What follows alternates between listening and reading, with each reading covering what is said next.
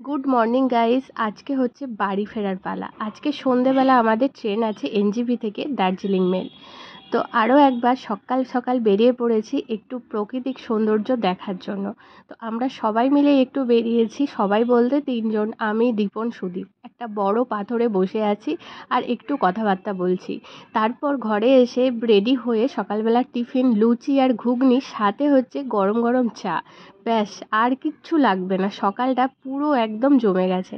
তারপর আমরা বেরিয়ে যাব এখান থেকে এনজেপির উদ্দেশ্যে। তো চলো ভিডিওটা দেখতে থাকো। তো আমাদের হচ্ছে টিফিন হয়ে গেছে, আজকে আমরা বেরিয়ে যাচ্ছি। লুচি খেলাম, ঘুগনিটা দারুণ ছিল, মানে পুরো ঘরোয়া, মানে ভীষণ ভালো লেগেছে। ঘুগনি, লুচি আর সকালবেলা দিয়েছি লিকার চা। তখন আমি আর ক্যামেরা অন করিনি, কারণ তখন ঘুম থেকে সবে উঠেছি। আর এখন হচ্ছে লুচির সাথে আবার দুধ চা। তো ভালোই খেলাম। টিফিন খেয়ে এবার বেরিয়ে যাব, রাস্তায় কোথাও লাঞ্চ করব।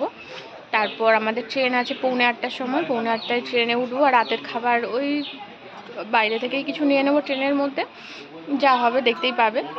আবার কাল থেকে back to back normal life, normal মানে ব্লগ দেখতে পাবে।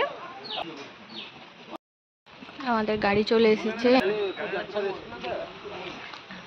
টাটা এবারে ট্রিপের মতো, আবার পরে দেখা হবে।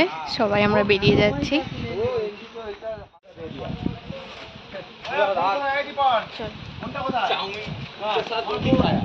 তো অনেকটা চলে আসার পর এবার তো খিদে পেয়েছে, দাঁড়াতে তো হবেই। এই জায়গাটা করে দাঁড়িয়েছে, এই জায়গাটার নাম আমি ঠিক জানি না, তবে যাওয়ার দিনও এই হোটেলটা থেকে আমরা আলুর পরোটা খেয়েছিলাম, ভীষণ টেস্টি ছিল।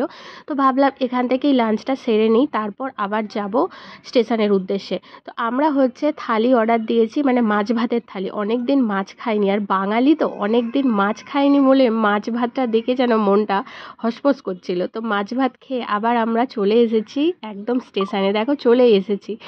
তো এখন একটু সন্ধে মানে গধূলি হয়ে এসেছে, সূর্য ডুবছে।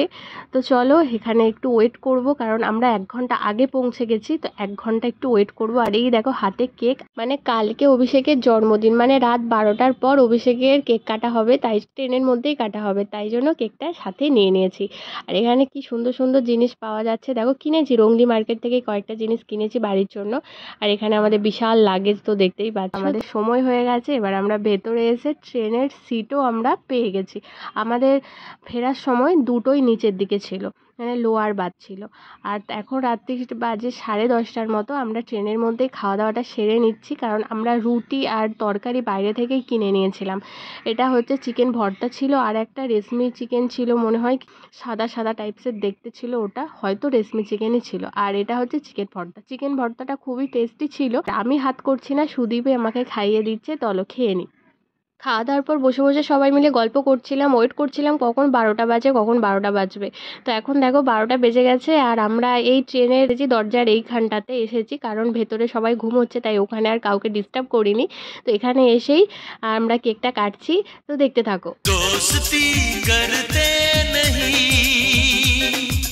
दोस्ती हो जाती है, दोस्ती बढ़ जाए तो आशिकी बन जाती है, आशिकी बढ़ जाए तो बंदगी बन जाती है। তো কেক কাটার পর সবাই টায়ার্ড ছিলাম, ট্রেনের মধ্যে একটু রেস্ট নিয়ে নিয়েছিলাম। জানি ঘুম হয় না, তাও একটু ওই আর কি চোখ বন্ধ করে মানে থাকলাম। তারপর দেখো শিয়ালদায় নেমে এখন উবের বুক করে নিয়েছি, আর যাচ্ছি হচ্ছে বাড়ি ফুলবাগান। চলে এলাম। তো চলো ভাবছি ভিডিওটা এখানেই শেষ করে দিই। কিছু ভালো লাগলে like, comment, share and subscribe করো আমার চ্যানেলটা, আর পাশে থেকো। সবাই খুব ভালো থেকো, টাটা।